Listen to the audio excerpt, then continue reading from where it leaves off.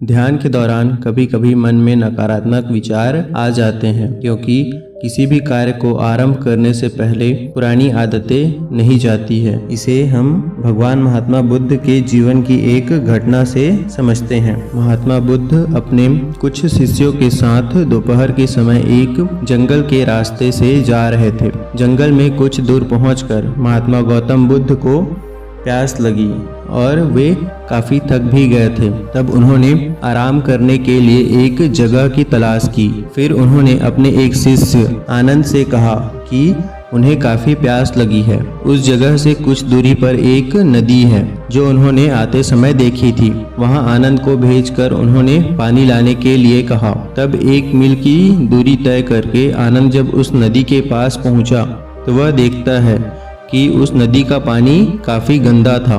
शायद उस नदी को किसी जानवरों के दल ने पार किया था।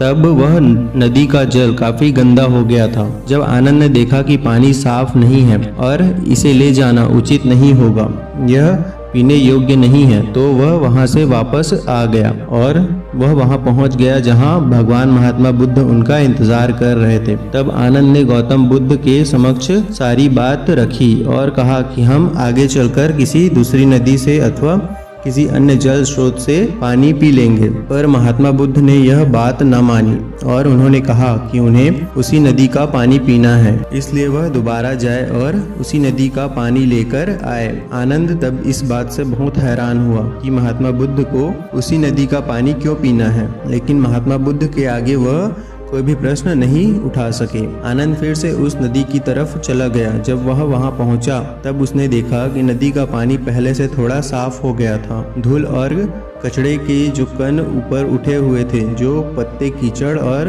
कई चीजें धीरे धीरे नीचे बैठ रही थी। बाकी की गंदगी पीछे से आने वाली पानी के साथ आगे बहकर चली जा रही थी। तब आनंद वहां खड़े होकर यह सब धीरे धीरे देख रहा था। वह वहां कुछ देर तक इंतजार करते बैठा रहा। तभी देखते ही देखते नदी का पानी एकदम स्वच्छ हो गया। तो आनंद ने पीने के लिए पानी भरा और वापस महात्मा बुद्ध के पास जा पहुंचा। पानी लेकर पहुंचने पर सबने पानी पिया। तब महात्मा बुद्ध ने आनंद से पूछा कि तुम तो कह रहे थे कि पानी पीने के लायक ही नहीं है, तो फिर यह पानी इतना स्वच्छ कैसे हो गया? तब आनंद ने कहा कि भगवान, वह तो पहली बार में गंदा ही था, बाद में साफ हो गया। तब भगवान बुद्ध ने आनंद से कहा कि तुमने पानी साफ कैसे किया? क्या तुम वहां जाकर पानी में से गंदगी को हटाने में लगे थे, या फिर तुमने पानी में जाकर गंदगी से लड़ाई की? ऐसा क्या किया तुमने कि पानी इतना स्वच्छ और निर्मल हो गया? तब आनंद ने कहा कि भगवान, आप क्यों मजाक कर रहे हैं? मैंने तो कुछ भी नहीं किया।